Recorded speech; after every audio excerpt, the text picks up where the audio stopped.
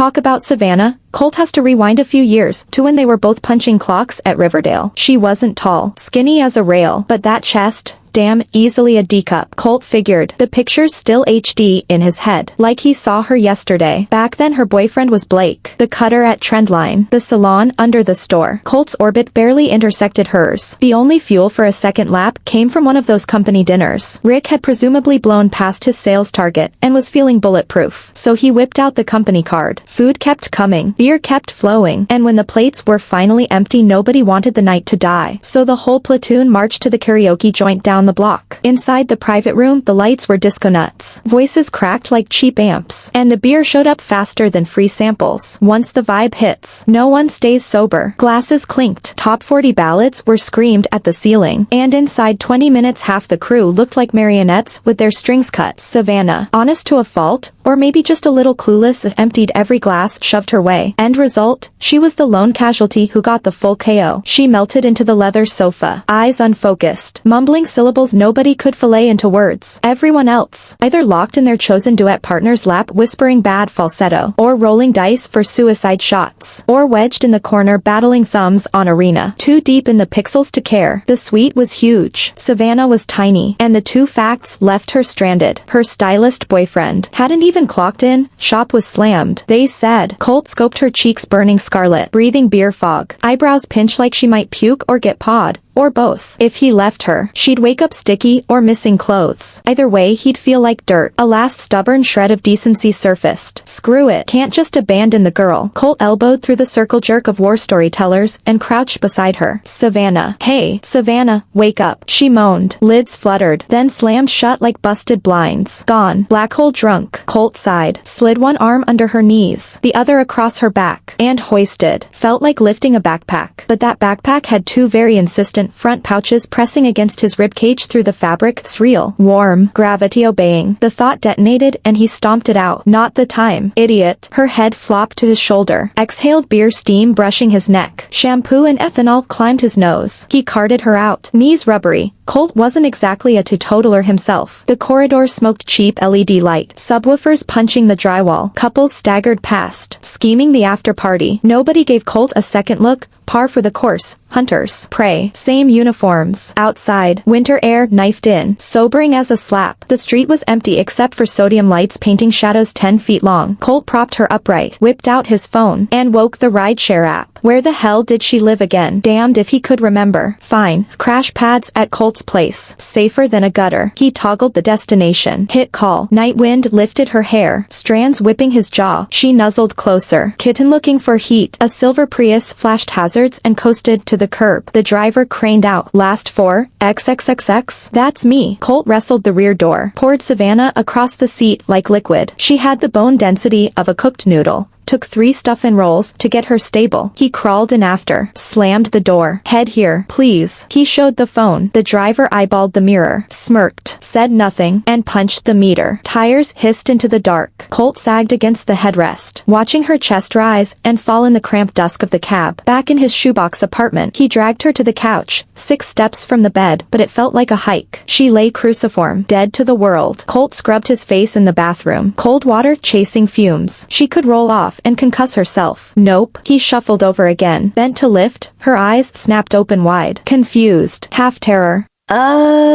You're up. He froze. Awkward. Where is this? Voice gravel and hangover. My place. You were toast. Brought you home. She squinted, memory rebooting, then lurched upright, winced, palms pressed to skull, my head splitting. Hold on, a honey water coming up. He boiled water, scavenged a jar of honey. When he returned, she'd smoothed her clothes, perched on the sofa edge, bangs hiding her eyes. Drink kills the poison. Their fingers brushed as she took the mug. Hers were ice. She might have flinched. Maybe he imagined it. Thanks. Barely a breath. Silence swallowed the room except for tiny swallows of honey water while dawn smeared the blinds pink. So, last night, sorry for the hassle. She set the empty mug down. Stood. No worries. Reflex. He shrugged. I should go. She raked fingers through her hair. Gaze skittering. Sure. Watch your step. He opened the door. She paused on the threshold. Lips parted. Then just nodded and disappeared down the stairwell. Colt shut the door. Exhaled until his ribs squeaked. Shift forward. Riverdale aisles felt tilted now when Savannah showed up. Used to be a nod. Now eyes lingered, hers on his. She invented reasons to talk. Where do we stock the organic beans? Can you grab that tote? Too high for me. Voice soft as steamed buns. When nobody watched, she'd drift close enough for an elbow brush. Or in a skinny aisle her hip would skim his, small sparks claiming each accidental contact. The back of her hand brushed Colt's, so lightly he thought it was an accident. After it kept happening, he tasted something different in the touch, especially when they were alone in the stockroom. The place was a maze of metal shelving, narrow aisles, barely room to turn. More often than not it was just Colt and her. One time Colt was up on a ladder, shoving cases of noodles onto the top shelf. She stood below, fingers on the rail, murmuring, "Careful," but her eyes were tilted up. Who knows where? Another time he was kneeling to straighten the bottom row of canned peaches. She drifted over, pretending to hunt for something herself, parked herself right behind him. When Colt shifted, his back met her thighs, thin uniform between them, the contact stupidly clear, soft, springy, warm. His brain short-circuited. He almost tipped over. "What are you looking for?" he asked without turning, throat dry. "Oh, just checking if this label's crooked," she answered, body still glued in place. Colt zipped through the rest of the task and stood up fast, spinning around. His forearm skimmed the swell of her breasts. She gave a little yelp and stepped back half a pace, cheeks pink, but the curve of her mouth looked more triumphant than shy. Sorry,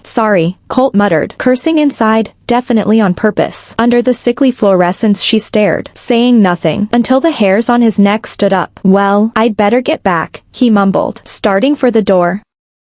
2 strides in, her fingers circled his wrist. "Wait, cool, soft skin." He stopped. "What's up?" "About the other night. Thanks." She spoke to the floor, voice small. "Told you it was no big deal." He tried to pull free. She held tighter. "I mean it. If you hadn't shown up, I would've." She didn't finish. She didn't need to. Colt sighed. Was this her idea of payback? Or did she actually like him? "Honestly, just glad you got home safe." She lifted her face, eyes shining. "So, are you free tonight? Let me buy you dinner." "Thanks for real." Dinner sounded like a trap. In the end he dodged it with a lame, "Gotta cover someone's shift," and hung up feeling her disappointment crackle through the speaker. For a few days the topic died. Then, after an early shift, Colt clocked out and found Savannah blocking the employee corridor. No red Riverdale vest today, just a powder blue sundress that made her look smaller. "Kavya, dangerous." "Hey, hold up." "Yeah?" "I've been wanting to check out Willow on the edge of town," she said, winding the hem of her dress around her finger. "Cool, go for it." "My boyfriend Blake, his barbershop's slammed." "You're off early." "Right. Could you come with me?" A date by another name. Colt's pulse thudded, but boredom won. "Sure. I've got nothing going." Her face lit up. "Really? Let's go now." The outbound bus was half empty. They took the last row. Engine rumbling, windows framing first buildings, then trees. Silence sat between them like a third passenger until, 15 minutes in, Savannah's knuckles grazed Colt's hand, once, twice, then slid in, interlacing their fingers. Colt's head whipped sideways. She was staring out the glass, cheeks flushed, tiny smirk in place. Her palm was damp, whether from heat or nerves he couldn't tell. Logic yelled that she belonged to him. Instinct kept his hand exactly where it was. The ride rocked on, a lazy lullaby. Eventually, her breathing leveled and her temple settled against his shoulder. Silky hair tickled his neck. Fruity shampoo plus warm skin filled his nose.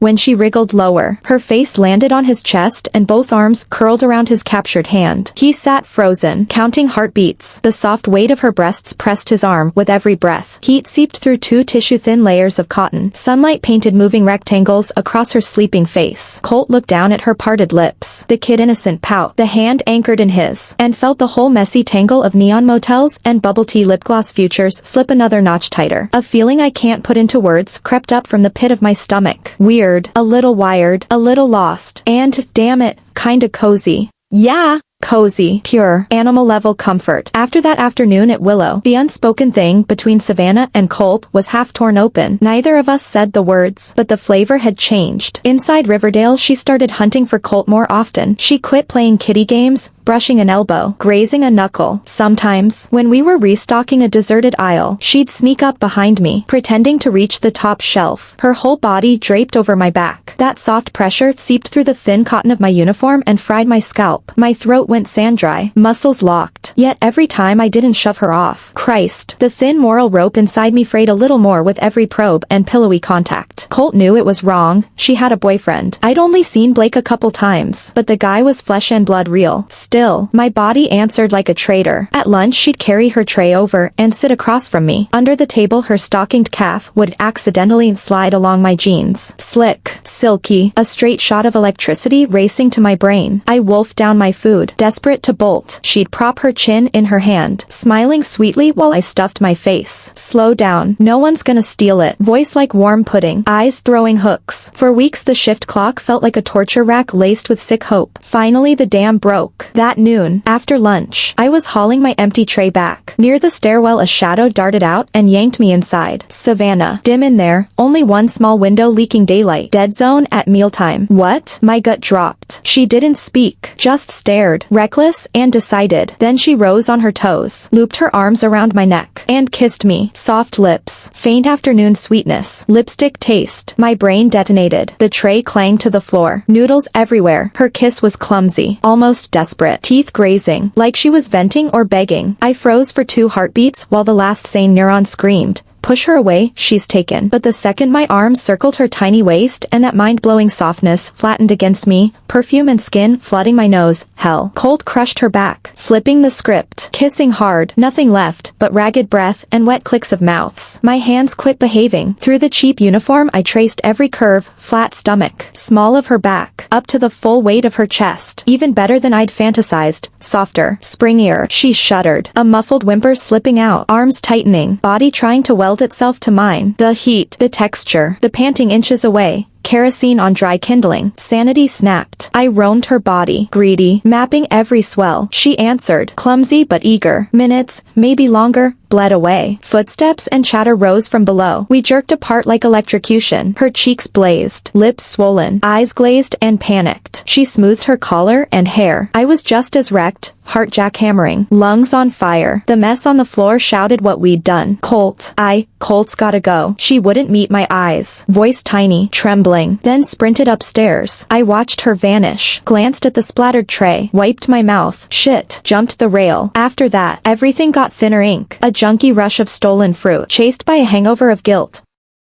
Inside Riverdale our glances carried a password. Sometimes in the stockroom or a shadowy corner, after hours we replayed the stairwell, deeper, longer. Every hookup was gasoline on coals. We knew we'd get burned. Still leaned in, but a back alley thing can't live in daylight. After the sparks, silence draped over us like wet wool. Her stylist boyfriend still floated between us. Ghost barricade. She never mentioned dumping him. Colt never asked. We kept the crooked truce. Days stacked. Air turned cold. Riverdale revved up for year-end sales. The blaze between Savannah and Colt cooled to ash. We passed in the aisles. Quick nods. Eyes dodging, like the skin-on-skin had been a fever dream. Then, on final payday of the year, word drifted from breakroom gossip. Savannah quit. Time sluiced away, carrying the whole soggy year with it. I jumped ship to a rinky-dink ad shop. Crappy money. Zero glory. Rent paid. Nothing more. My day off. Bored stupid. I rode the bus an hour into downtown. Just drifting. I hit Main. Human traffic jam. Speakers barking. Couples squeaking. All of it blending into static. Annoying as hell. I was hunting for somewhere to sit when a side profile snagged my eye. Short. Slim. Standing outside a boutique. Thumbing her phone. That silhouette. My heart hiccuped. No way. I slowed. Stared. Yeah. Savannah all right. Ivory sweater. Denim mini. Legs bare. Hair longer now. Falling casual over her shoulders. Less small town. More city gloss than during Riverdale days. But the sweater still stretched where genetics had been unfairly generous. Raw talent. I hesitated. Then walked up. Savannah. She lifted her head. The second she recognized me her lashes fluttered in disbelief. You're a tiny frown. Memory dialing. Yeah. It's been more than a year. Colt's probably changed a lot. Colt thought. We worked together at Riverdale. Colt reminded her. Light finally dawned. Oh, I remember now, it's you. A happy little flash crossed her face, but she toned it down fast, sliding into polite stranger mode. Long time no see. What brings you here? On vacation. Just killing time. You, working around here? Colt nodded at the clothing boutique beside them. Office clerk for a company nearby. She dipped her chin, fingers toying with the phone strap on her case. Just got off. Heading home. Ah. For a second neither could think of what to say. The air went dry. Old scenes flickered like outtakes. the fumbling in the stockroom, the heart thudding on the stair landing, the soft weight of her dozing against Colt on the bus. You, doing okay? She asked first. Gaze drifting, still breathing. Same old. Colt lifted a shoulder. You, Anne, Blake. Colt tossed the name out on purpose. Her face stuttered, then pulled into a thin smile. Over. Been over for a while. Flat voice. No feeling Colt could name. Right. Colt answered, weirdly relieved. Shit. Why should Colt care? So, grab some food? Colt heard himself ask. Regret kicked in the second the words left. Damn. Stirring the pot for no reason, but her eyes lit. She nodded quick. Sure. Colt could eat too. They picked a quiet little joint down the block. Half empty. Plenty hushed. Ordered a few dishes. 2 long neck beers. Food landed and they made small talk. A weather report level. How's the new gig? Where you crashing these days? Which store's running a sale? They steered clear of the Riverdale stretch. Same as they danced around Blake. And they sure as hell dodged the murky space between the two of them. Still, some things won't be dodged. Like the patch of white skin when she leaned to scoop rice and her collar gaped. Like the roll of her throat swallowing beer. Like the half second the air locked each time their eyes snagged. 3 rounds in, words thinned, silence crept. Colt knew something coiled underneath it. They paid, left, night wind cool on their faces. Me on up and down the street winked on, side by side. No talking. They walked. At the crosswalk the light flashed red. They stopped in the crowd. Right beside them a sunrise sign glowed pumpkin orange. Colt looked at her. She turned the same instant. Eyes locked. Hers gone a little hazy. Testing. Something else laced in. Colt's throat twitched. Wanna go up? Colt's voice came out sand dry. She didn't speak, just tipped a small nod and stepped off toward the lobby. Colt followed the slim line of her back. Gut churning. Check-in. ID. Keycard. Not a word. Inside. Card in the slot. Lights on. Standard sunrise layout. 1 bed. 1 table. Bathroom tucked away. Disinfectant sharp in the air. She peeled off her jacket. Slung it over the chair. The tight knit underneath mapping every curve. Turning, she met Colt's stare. Shower first, husky little voice. You go. She gathered her things. Disappeared. Water drummed. Colt sat on the bed. Lit a cigarette. Smoke curling. Head clearer than ever. Colt knew what came next. No big reunion love story, just a patch job on old regrets. All the times at Riverdale they'd banked the fuse. The half-done brushes. The choke chain of almost. She had hers. Colt had his. The spray cut off. Door opened. Towel wrapped. Hair dripping against her neck. Skin steamed pink. A bead slid from her collarbone under the terry hem. She stopped in front of him. Shampoo. Heat. Wanting. Colt stubbed the cigarette. She bent. Mouth on his. Soft. Wet. No stair landing panic. No stockroom sneak. Just raw. Stored up hunger. Colt snaked an arm around her waist. Yanked her closer. Kissed deeper. Palm gliding the sleek back. Every firm inch. Towel puddled on the carpet. Under the light. That body once hinted at under a red vest, now bare. Bolder than memory. No talking the rest of the night. Or rather, bodies did the talking, sweat, breath, tangle, finishing everything they'd never dared complete. Morning leaked through the curtain gap. Colt woke first. Savannah slept on, cheeks flushed, breathing slow. Colt eased out of bed, dressed quiet, brushed teeth. Mirror showed dark half moons under the eyes. Colt pulled a smirk. Back in the room she was awake, staring at the ceiling. Up? Colt asked.